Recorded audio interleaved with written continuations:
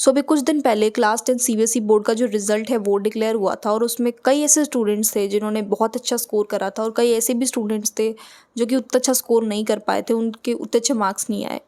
So in both the scenarios, चाहे तुमने बहुत अच्छा स्कोर करा है चाहे तुमने उतना अच्छा स्कोर नहीं करा है, इन दोनों ही सिनेरियोज में जो तुम्हारी क्लास 10 की मार्कशीट है वो बिल्कुल भी मैटर नहीं करने वाली है, और बिल्कुल मैटर नहीं करती, एंड दिस इज़ वाई।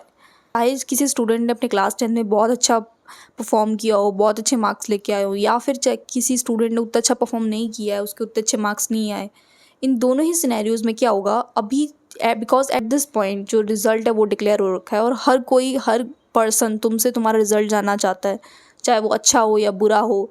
तो एट दिस पॉइंट जो तुम्हारा रिजल्ट है लोगों के लिए बहुत मैटर कर रहा है कि इस पर्टिकुलर पर्सन के कितने मार्क्स आए, इस पर्टिकुलर लड़के के लड़की के जो भी है तुम्हारे कितने मार्क्स है, हर किसी को फ़र्क पड़ रहा है।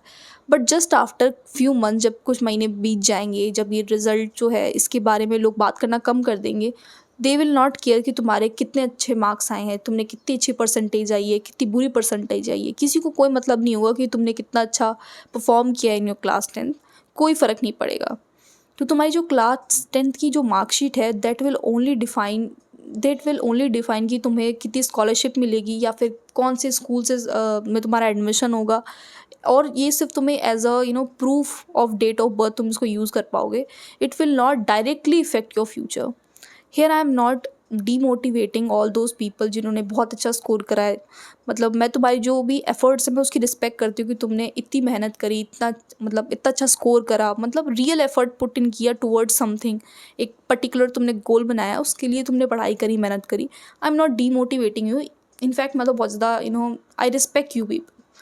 बट इस चीज़ को लेकर तुम ये एक पर्सपेक्टिव नहीं बना सकते कि जो तुम्हारे क्लास के जो मार्क्स है इट इज़ एवरीथिंग, कि यही है, सिर्फ यही है और हमें कुछ नहीं करना है। ऐसा नहीं है।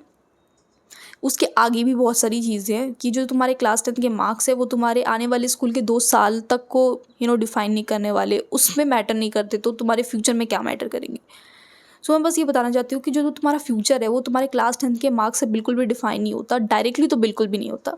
या अगर तुमने क्लास 10 में बहुत अच्छा स्कोर करा है तो उसके कई ऐसे बेनिफिट्स भी होते हैं, जैसे कि अगर तुमने बहुत अच्छा स्कोर करा है तो क्या होगा कि तुम्हारा जो कॉन्फिडेंस है वो ऑटोमेटिकली थोड़ा अच्छा रहेगा। You will feel more confident rather than other people, because तुमने अच्छा स्कोर करा है, तुमने लगातार कुछ महीनों तक एक रियल एफर्ट्स डाले हैं टुवर्ड्स समथिंग, तो तुम्हें थोड़ा अच्छा लगेगा। You feel good about your self, you feel confident about something.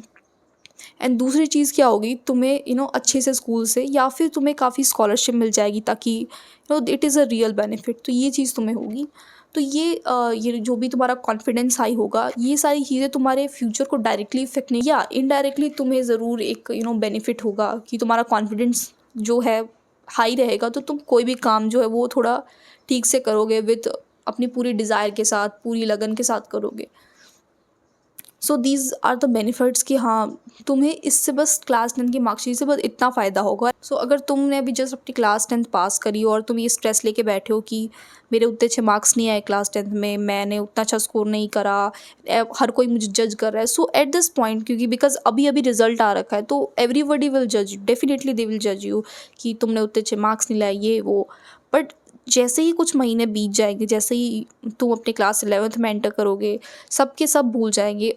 और मैं बता रही हूँ, ये मैं चीज़ जिन उनके लिए भी बता रही हूँ जिन्होंने बहुत अच्छा स्कोर करा है, उनके लिए भी बता रही हूँ कि जस्ट अगर तुम्हारे बहुत अच्छे मार्क्स आए क्लास 10th में, they are talking about you at this point maybe. And ऐसा नहीं कि I am not proud of you people, yes I am proud of you people.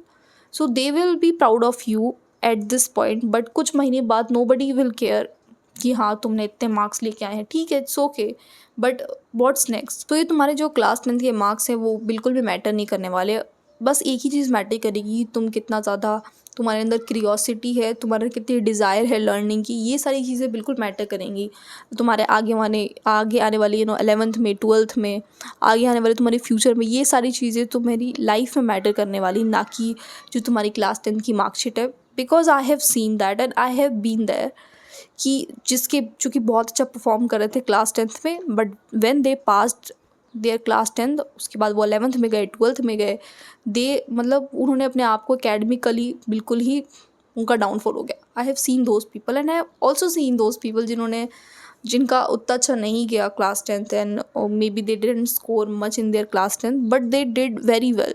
So this was all for this video and this video was just a reminder कि तुम ये जो तुम्हारी class 10th के marks हैं उसके ऊपर उतना ज़्यादा स्ट्रेस अपॉन ना करो, बिकॉज अभी अभी रिजल्ट आया तो मोस्ट ऑफ द लोग उसके बारे में ही सोचते रहते हैं. तो प्लीज़ उसके बारे में स्ट्रेस ना लो या फिर उसके बारे में ना सोचो. Just move on and think about your next class और अपनी आगे की चीज़ों के बारे में सोचो. एंड तब तक पलक पांडे साइनिंग ऑफ.